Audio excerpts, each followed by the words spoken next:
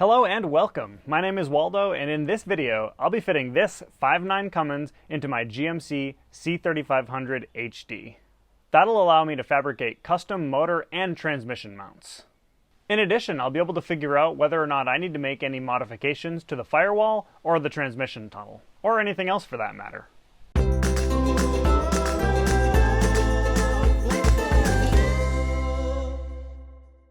In the last video, I painted the engine, I replaced the vacuum pump, and I mounted a 200 amp GM alternator using a bracket that I custom fabricated myself. The next step is to get this engine and the transmission into the truck to see how they fit. Before I can do that, I need to mate the 5-speed Eaton Fuller transmission to the Cummins. Let's get to work.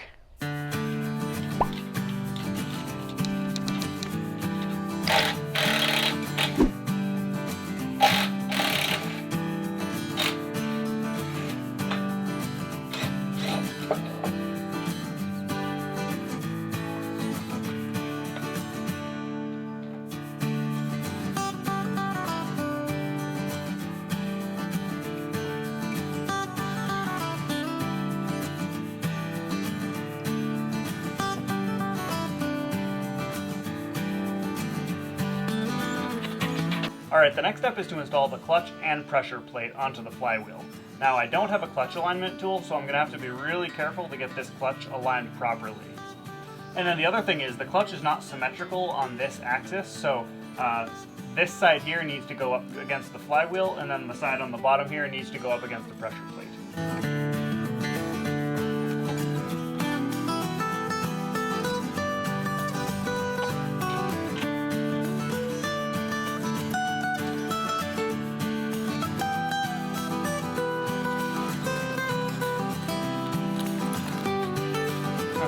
Oh, attack of the puppy. Oh, hi. Oh. Hi, puppy. Hi. Oh. Hi, puppy. My hands are all dirty. Hi. Hi. Oh. Okay.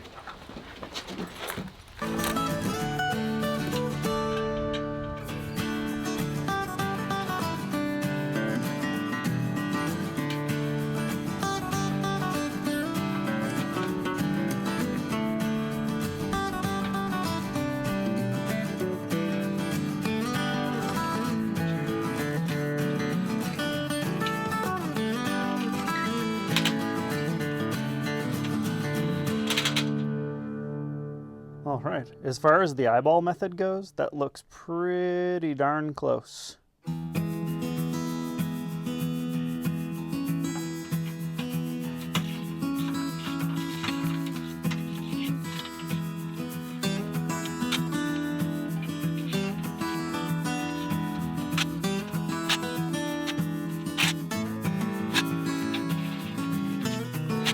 Because these bolts are grade 5 3/8 inch bolts, the torque spec called for is 23 foot-pounds.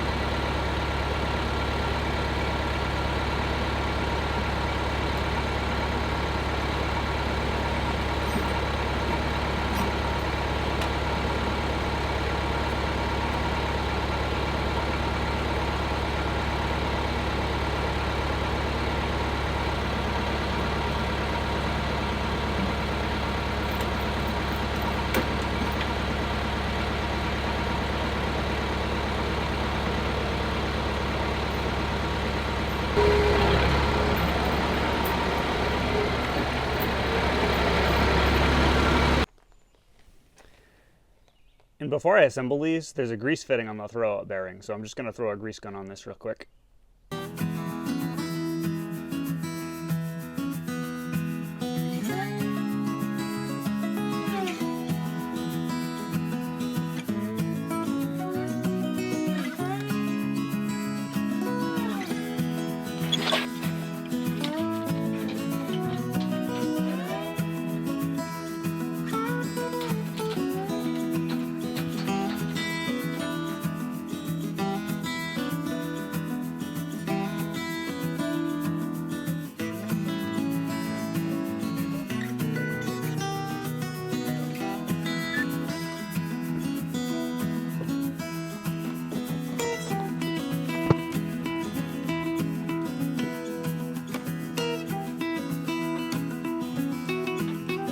Alright, and you can see the gap at the top is way bigger than the gap here at the bottom, so we need to angle it more like this. So, because I can't really move this easily, I'm going to have to tilt the front of the engine up.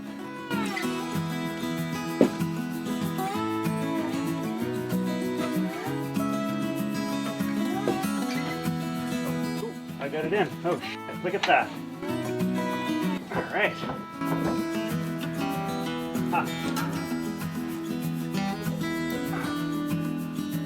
Alright, well now that I have these together, the engine is kind of rotated this way, the transmission is rotated this way, so I have to twist these enough to get the bolt holes to line up.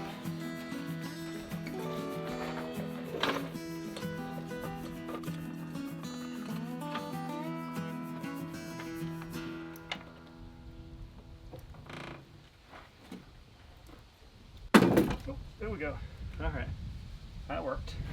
Pretty close anyway.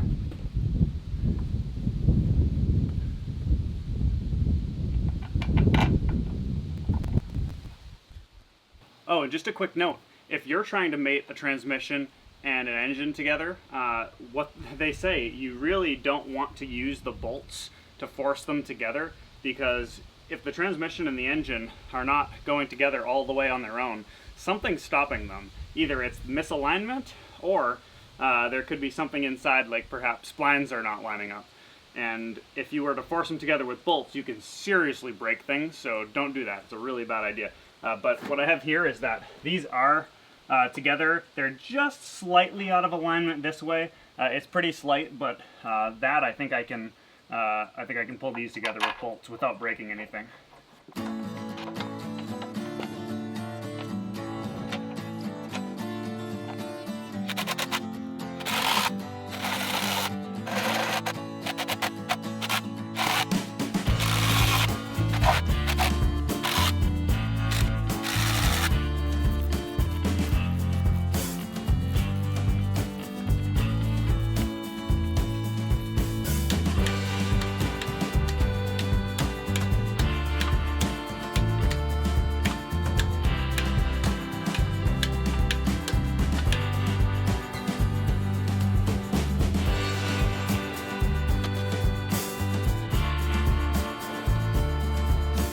Alright, before I bring the engine over here to try to test fit it, I want to sort out my motor mounts.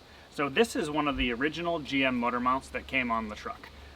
Inside here there's a rubber insert. It's made out of rubber, and this bolts on to the cross member like so, and then the engine bolts through this hole and is isolated by the rubber insert. Now as you can see, this motor mount is shot. It's not supposed to have that much play like that. And that's pretty bad. You want it to be nice and tight. Also, because the Cummins engine weighs probably about 300 pounds more than the GM diesel that it's replacing, I don't want to use original equipment rubber inserts in my motor mounts, because it's just going to tear them up and they're not going to last very long. So what I've done is I've gone ahead and purchased polyurethane motor mount inserts. So what I'll do is I will actually take apart this metal clamshell, and then once it's apart, I'm able to insert the new polyurethane insert and put it back together, and then I should have hopefully have motor mounts that will withstand the weight of this engine. Alright, to open up this clamshell, you're first going to want to drill through these rivets with a 3/8 inch drill bit.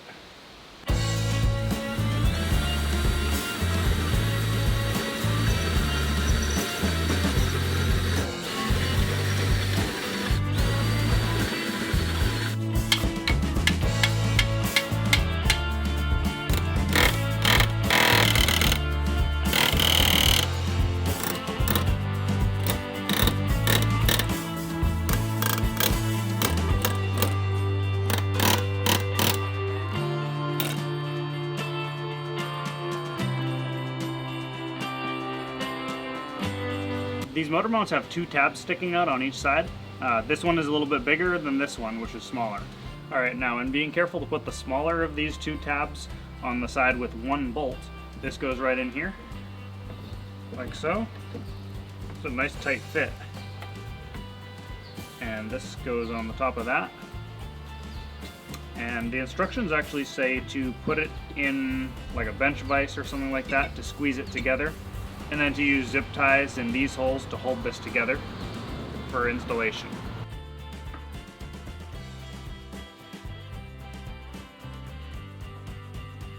These zip ties came with the motor mount insert, so I'm just going to use it to hold this together.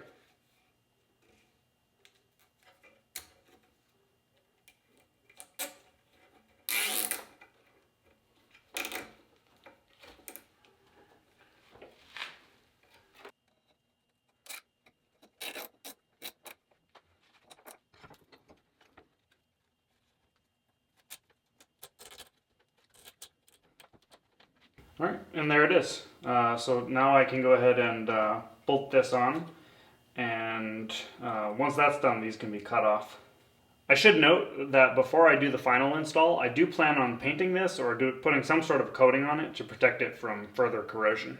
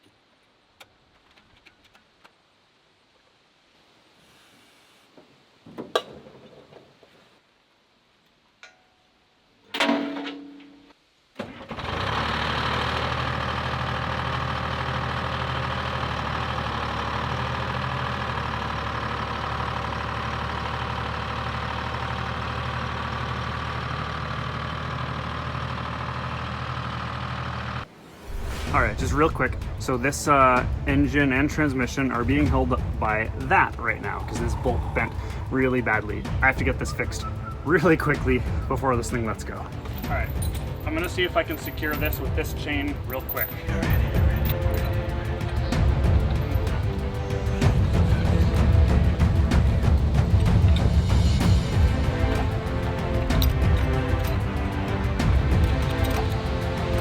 We're secure now. If it falls, at least it'll catch it. It'll fall a little bit though, and I don't know if this engine stand's going to be able to handle that. So I'm going to get one more clevis.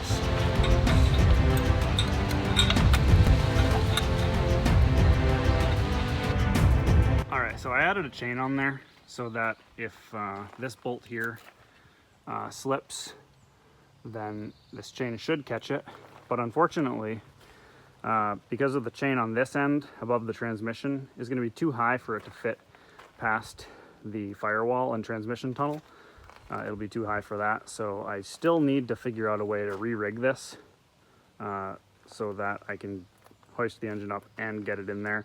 I'm thinking I might use this hole, and then there's another one on the other side of the flywheel housing as attachment points. All right, I'm gonna try to lower the engine down onto this board and onto that board so that I can redo this harness up here. Nice and easy, there we go.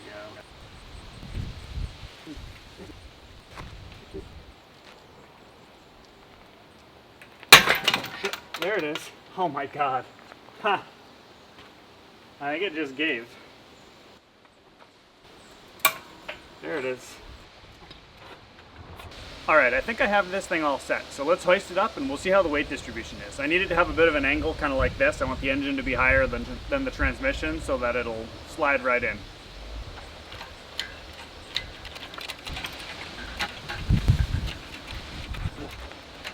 Alright, I think the angle looks pretty decent, so I'm going to go ahead and give this a try.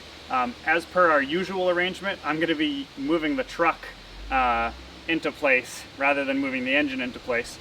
Because there's no way I'm going to be able to move this engine hoist around on the dirt and gravel driveway. So I'm going to use ratchet straps to pull the truck that way.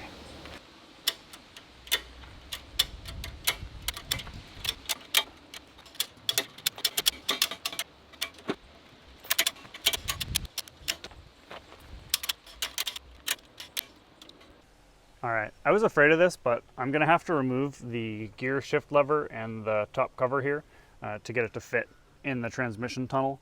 So I have it in neutral, so I'll just take those 4 bolts off.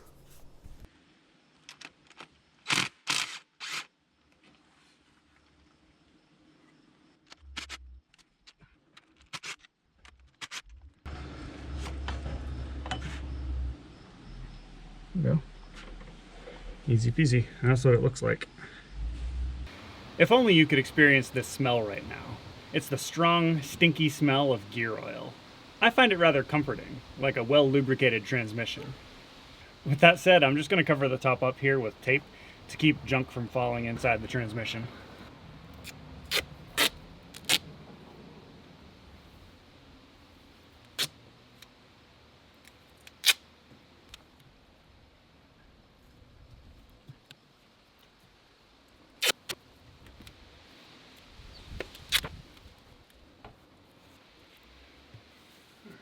So I need to get the front of the engine angled up a little bit, but because I don't have an engine leveler, I'm going to do it the redneck way, and I'm just going to hook a ratchet strap probably around the crankshaft pulley and around this and just pull up a little bit, and I think it'll give me the clearance that I need. That's probably good for now. Alright, so the engine is not even in yet, and I've already discovered 2 problems. So the first problem is it's basically these transmission mounts. So this has to be in front of the firewall, and the oil pan down there, the front of the oil pan has to be behind this cross member right here. Now, the amount of space between the firewall and this cross member is about 12 inches, and the amount of space that this actually takes from this to the oil pan is about 14 inches, and there's a shortage of 2 inches there. So I think the solution is to take this off. It does just bolt onto the flywheel housing, and I'm not going to use it anyway. This was used to mount the transmission and engine to the Freightliner that this came out of, and I'm not going to be doing this. I'm going to be mounting the transmission somewhere at the back. So I'll take this off. That's pretty easy. There's one on the other side, and I'll take that off as well. And the one on the other side is kind of related to the second problem. So let's go over to the other side and I'll show you that. All right, over here on the other side is the other problem. So this is the clutch release linkage, or the clutch release lever, I guess. And what this does is there's a cable that attaches here, and it actually runs through this hole right here, and it pulls the clutch this way to release it. Now, it may be a little hard to see on camera how far this sticks out from the transmission, but I'll just show you. That's about 6 to 6.5 inches. Now, the top of the transmission tunnel is about 13 inches wide. The transmission at the very top is about 13 inches wide. So there's absolutely no way that this is going to fit in the transmission tunnel. This is going to be up, and you know, if the transmission were in place where it goes, this would be coming through the floor, through the driver's side floor pan. So this is going to be a problem, and it's not going to work.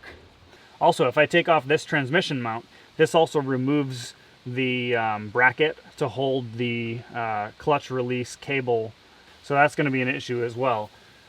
So I think what I'm going to do is I'm going to remove this transmission mount, just like I'm going to remove it on the other side. As for the clutch release lever, I could probably get this to fit if I changed the orientation of this. So rather than pointing up like this, if I had it pointing down or maybe forwards, I could probably get it to fit. Also, this shaft here really seems longer than it needs to be. I mean, it's the correct length if you're using this to hold the cable, but I'm not going to be using this to hold the cable anymore. I'm going to have to fabricate my own bracket for that. So I don't think I need to leave it this long, so I might also shorten this. So I think I'm going to have to take the engine and transmission apart again, and I'm going to try to remove this and see what I'm working with, and I'll have to do some fabricating on it.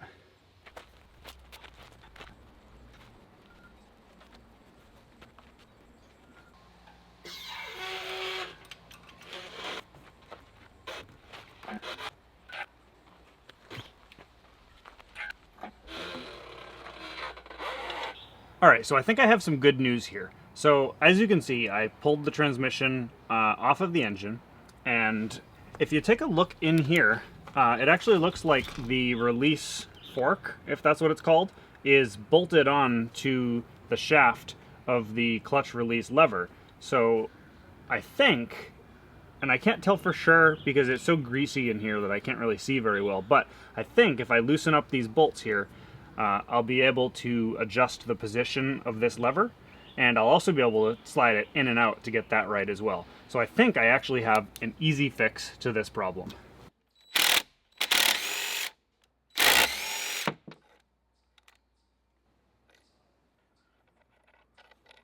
Alright, so I've managed to get this fork partway off by hitting it with a hammer, but as it turns out, there's actually these almost washer-like things are keyed into here. At least I think they're separate from this. Otherwise, I don't know how they would have assembled this because they're not like welded or anything like that. So I think I should be able to punch these out with a hammer. Let's find out.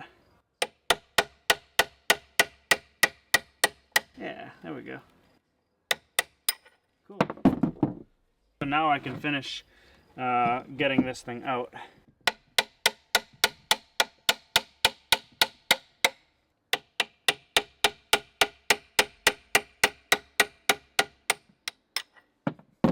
Alright, and now I should be able to slide this shaft out.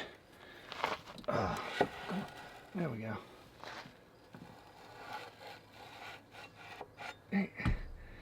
And there we go. Well, I was hoping I could just reposition this fork on this shaft, but because it has those keyed slots and also the bolts that go through, they're also sort of keyed into the shaft here. I don't think I'm going to do that. So I think what I'm going to have to do is I'm going to cut this shaft and then I'm going to weld the lever back onto the shaft. So I'm going to shorten it and I'm going to adjust the angle of the lever.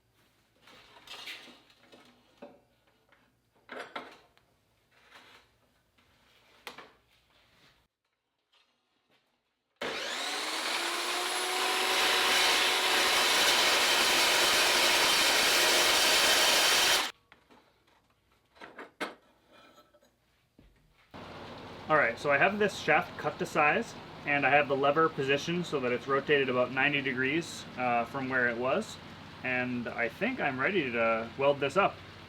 I'm going to start by just doing some little tack welds, and then I'll make sure it's straight, and then I can fully weld it.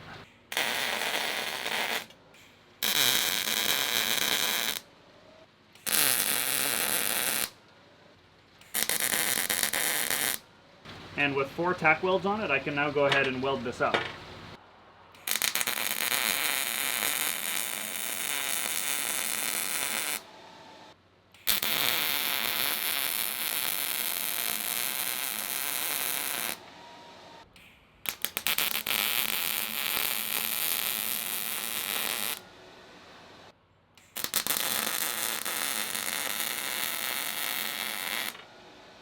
Alright, so this right here is where the clutch release shaft goes in, and this is a friction point right here. This is a wear point. So this right here, there's supposed to be a grease fitting here, and instead there's a brass fitting with sort of a plasticky tube coming out of it, and it looks like someone cut this. Now they may have cut this when they removed the transmission for sale, but I'm not sure how this is supposed to work. I wonder if maybe there was a grease fitting at the end of this, and maybe that made it easier to grease the transmission. But anyway, if you know what this is, drop a comment down below.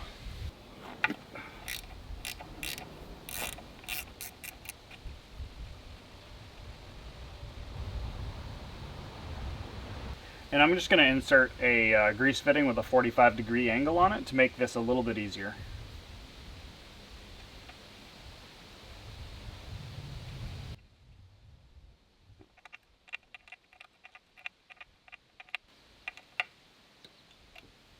There we go, that's that.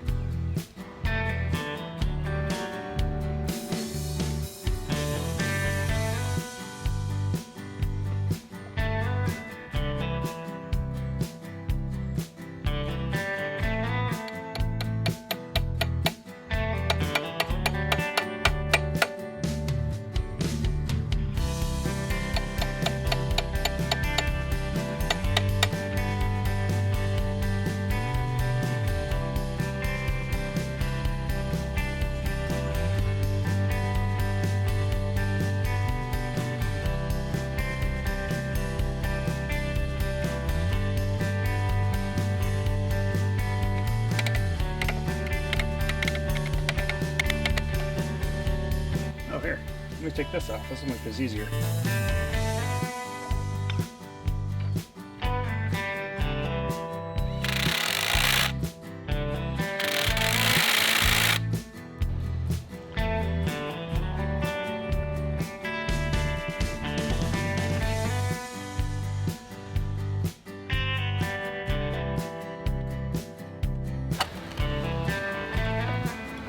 That's the clutch release lever in action. I forgot to hit record on the other side, but anyway, I just loosened these with a breaker bar, so they should come right off.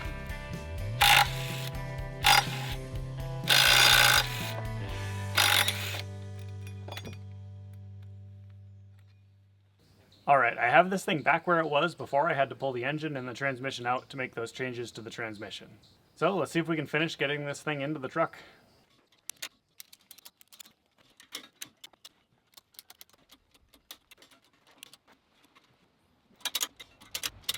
Ha! This hood's gonna need to come off. Luckily it's pretty easy to take off, it's just 4 bolts.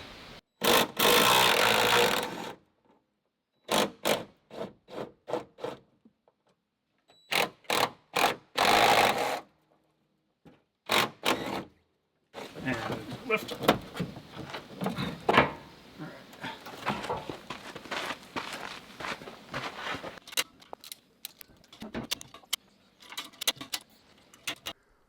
Alright, so I have some pretty extreme angle on this engine, and the reason for that is that I'm trying to clear the oil pan, let the oil pan pass over the cross member, while also having the transmission low enough to go into the transmission tunnel, but it's just not going to work. And then there's another issue here, that there's about that much space before the frame hits the engine hoist. However, the oil pan needs to go back far more distance than that, several inches more than that, in order to clear the frame cross member.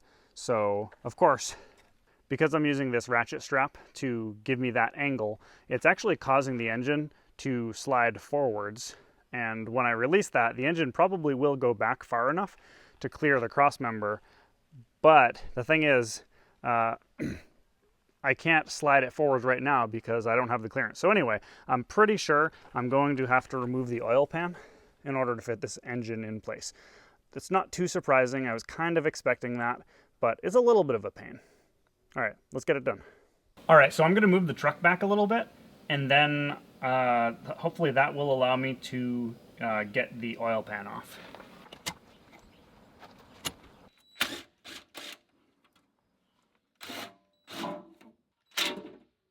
out. Yeah, that's good.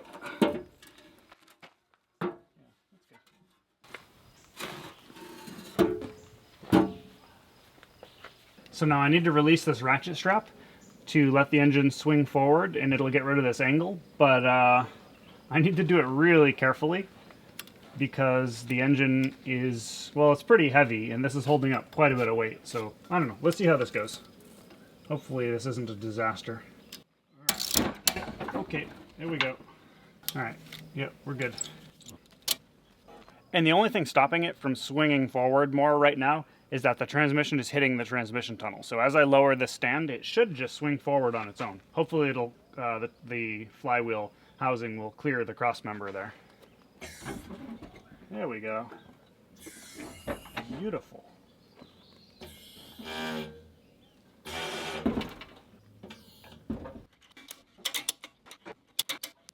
Might be good right there. All right, so the engine is pretty much in. There are a couple issues here. So the front is a little too high, and so the main issue is that the cross member here, where the engine mounts go, is simply too high. It's just not going to work. So I think what I'm going to have to do is I'm going to cut out part of it. I'm not going to cut out the whole thing. I'm just going to cut out part of it, and that'll allow me to lower the engine, and that'll also help when it comes to getting the engine back a little bit. The second problem is all the way at the back of the engine here. The transmission tunnel is also kind of in the way. If we look in here, this lip right here, I think what I can do is I can bang that back a little bit with a hammer, and hopefully that'll just give me just enough clearance that, combined with lowering the front of the engine, that I'll be able to slide it back a little bit farther, and I think that'll work. But that, I'm afraid, is going to have to wait for the next video, where I'll do a test fit part 2. I'll be modifying the front crossmember and the transmission tunnel, in addition to fabricating motor and transmission mounts. Boop that subscribe button if you'd like to see how this turns out. If you liked the video, give it a thumbs up. If you have any questions or comments, let me know down below. Thank you for watching.